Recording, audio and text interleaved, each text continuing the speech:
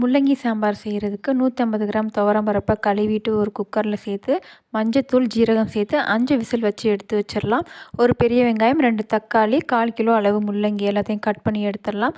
ஒரு பேனில் கொஞ்சமாக எண்ணெய் சேர்த்து கடுகு உளுந்தம்பருப்பு ஜீரகம் வெந்தயம் தாளிச்சிட்டு ஒரு காஞ்ச மிளகாய் கருவேப்பிலை இதோட கட் பண்ணி வச்சுருக்க வெங்காயம் சேர்த்து நல்லா வதக்கிட்டு தக்காளியும் நல்லா வதக்கிக்கலாம்.